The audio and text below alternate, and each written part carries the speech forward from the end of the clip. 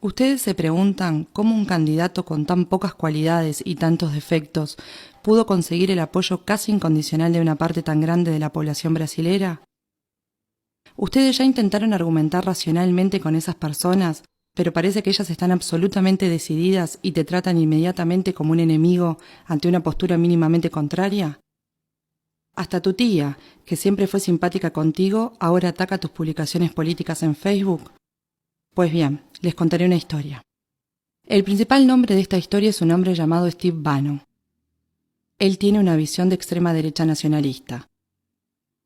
Tenía un sitio web en donde expresaba sus puntos de vista que coqueteaban con el machismo, la homofobia y la xenofobia, entre otros. Su sitio, al comienzo, tenía poca visibilidad y su sueño era que sus ideas se propagaran con más fuerza en todo el mundo. Para eso, Bannon contrató a una empresa llamada Cambridge Analytica. Esa empresa consiguió datos de Facebook de millones de cuentas de perfiles de todo el mundo, de todos los tipos de datos acumulados por Facebook: posteos, comentarios, mensajes privados, entre otros. Con la tenencia de estos datos y utilizando algoritmos, esta empresa podría trazar perfiles psicológicos detallados de los individuos. Tales perfiles serían utilizados para saber cuáles personas estarían más predispuestas a recibir determinados mensajes. Aquellos dispuestos a creer en teorías conspiratorias sobre el gobierno, por ejemplo, o que presentaban alguna contrariedad con el escenario político actual. La estrategia consistiría en hacer que aquel individuo susceptible a esos mensajes cambiase su comportamiento, se radicalizase en sus posturas. Como las personas comenzaron a recibir las noticias y a percibir el mundo principalmente a través de las redes sociales, no es difícil manipular las informaciones, y si se puede manipular las informaciones a la que una persona tiene acceso, puedes controlar la manera en que ella percibe el mundo, y con eso influenciar la manera en cómo se comporta y lo que hace. Los posteos en Facebook te pueden hacer más feliz o más triste, te dejan con rabia o con miedo. Y los algoritmos saben identificar los cambios de comportamiento por el análisis de los patrones de tus posteos y comentarios. Así, individuos con perfiles de derechas con un tradicional discurso de "no me gustan los impuestos" fueron radicalizados, tornándose en perfiles paranoicos en relación al gobierno y determinados grupos sociales. La manipulación es realizada a través del miedo, con mensajes que estimulan un sentimiento de impotencia y de incapacidad de defenderse. Estimulan un sentimiento de somos nosotros contra ellos, lo que cierra a la persona a argumentos racionales. Sitios y blogs fueron fabricados con noticias falsas para bombardear directamente a las personas influenciables por este tipo de mensajes. Además de esto, fue explorado también un sentimiento de anti lo establecido, anti medios tradicionales y anti todo lo que hasta ahora estaba. Cuando las personas reciben varias noticias de forma directa sin verlas y esas noticias no repercuten en los informativos, llegan a la conclusión que los grandes medios mienten, que esconden la verdad que ahora ellos saben. Si antes los medios tradicionales de comunicación podían manipular a la población, esta manipulación debía ser hecha abiertamente, ante los ojos de todos. Ahora, todos tenemos páginas que nos mandan mensajes de forma directa. Nadie sabe qué tipo de información está recibiendo la persona que tenemos al lado o cuáles son los mensajes que están construyendo su percepción de realidad. Con ese poder en las manos, Bannon consiguió popularizar entre los jóvenes a All Right, un movimiento de extrema derecha norteamericano que resultó de las protestas Unamos a la Derecha el año pasado en Charlottesville, Virginia. Bannon trabajó en la campaña presidencial de Donald Trump, siendo un estratega de su gobierno. La empresa Cambridge Analytica trabajó también en el referéndum del Brexit, que fue ganado principalmente por argumentos originados de noticias falsas. Cuando la manipulación se comenzó a distinguir, Mark Zuckerberg fue llamado al Senado norteamericano para testificar. Para quien entendía lo que pasaba, quedó claro que la democracia de la nación más importante del mundo había sido hackeada. Pero los congresistas poco entendían del medio social. ¿Y quién estaría dispuesto a admitir que la democracia puede ser hackeada a través de la manipulación de los individuos?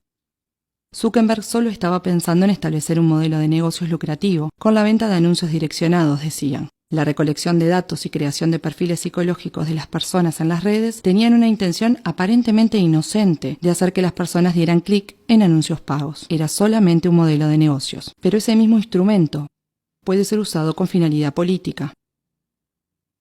Él se dio cuenta de eso y sabía que las elecciones brasileras podían estar en riesgo también. Brasil es una de las mayores naciones del mundo. Facebook entonces tomó medidas activas para evitar que las campañas de desinformación y manipulación ocurriesen en su red. Muchas cuentas falsas fueron retiradas de Facebook en el periodo anterior de las elecciones. Pero no contaban con la popularidad y capitalización de los grupos de WhatsApp. Este es un aplicativo de mensajes directos entre individuos. Por eso no puede ser monitoreado externamente. No hay cómo regular las fake news o noticias falsas. Hacer un perfil falso en WhatsApp también es muy fácil como en otras redes sociales, pero más difícil de ser detectado. Bannon, que soñó con un retorno de la extrema derecha nacionalista fuerte mundialmente, con ideas clasificadas como antiminoritarias, racistas y homofóbicas, y que usó el miedo de los hombres de sentirse indefensos para conquistar adeptos, se encontró muy a gusto con Eduardo Bolsonaro. Bolsonaro dijo que Bannon apoyaría la campaña de su padre con soporte y consejos de Internet. Bannon es un consultor eventual de la campaña. Bolsonaro fue el candidato especial para él, ya que comparte sus ideas en el escenario ideal, un país pasando por una grave crisis económica y con la población desencantada, desilusionada de su clase política. Después de las manifestaciones políticas de las mujeres en todo Brasil y de todo el mundo contra Bolsonaro, el apoyo del candidato subió entre el público femenino del 18 al 24%. Un aumento de 6 puntos después de que gran parte de las mujeres se unieron para demostrar su insatisfacción con el candidato. Esto pasó porque de un lado los grandes medios de comunicación simplemente ignoraron las manifestaciones y por otro hubo un ataque preciso a través de grupos de WhatsApp pro-Bolsonaro. Videos editados con escenas de otras manifestaciones con mujeres mostrando los senos o rompiendo imágenes cristianas, utilizadas para desmoralizar el movimiento LNAU entre las más conservadoras. Además, Eduardo Bolsonaro salió a hablarle al público después de la manifestación y declaró: «Las mujeres de derecha son más lindas que las de izquierda. Ellas no muestran los pechos ni defecan en las calles. Las mujeres de derecha son más higiénicas». Esta declaración, que puede parecer pobre o estúpida, es hecha como medida para estimular el sentimiento de repulsión, de rechazo para con el otro lado. Esto no es una novedad. La máquina de propaganda del nazismo alemán asociaba a los judíos con las ratas. El discurso era que los judíos estaban infectando las ciudades alemanas, así como las ratas lo hacían. Ese es el discurso que asocia el sentimiento de repulsión hacia una determinada población, lo que hace que el individuo se quiera identificar con el lado limpio de la historia. He aquí ese 6% de las mujeres que se pasaron a identificar con Bolsonaro. Ahora nos es posible comprender por qué es tan difícil utilizar argumentos racionales para dialogar con el elector de Bolsonaro. ¿Te das cuenta ahora del nivel de manipulación a lo que tus amigos y familiares están expuestos? La pregunta es, ¿qué hacemos? No adelanta confrontarlos y acusarlos de ser influenciables o engañables. Eso solo provoca que se cierren y te clasifiquen como uno de los enemigos que está del otro lado. Es una línea muy fina, ya que si le decimos a alguien que es manipulado, puede sentir que lo estamos tratando de burro o de tonto, lo que solo va a generar un intercambio de insultos improductivos. Tengamos empatía. Esas personas no son todas malas. Están manipulando sus emociones y siendo sometidas a una percepción de la realidad muy distinta a la tuya. La única manera de cambiar su pensamiento es hacer que esas personas perciban ellas mismas que no hay argumentos que fundamenten sus creencias. Pidamos que las personas defiendan racionalmente sus opiniones políticas. Estemos abiertos a oírlas, pero continuemos siempre preguntando más y más hasta percibir que llegamos al punto en que la persona se da cuenta que no existen argumentos para responder. Preguntémosle, por ejemplo, ¿por qué decidiste por este candidato? ¿Por qué pensás que va a cambiar las cosas? ¿Pensás que él está preparado? ¿Conocés sus propuestas, su historia como político? ¿Cuál realización de él aprobás?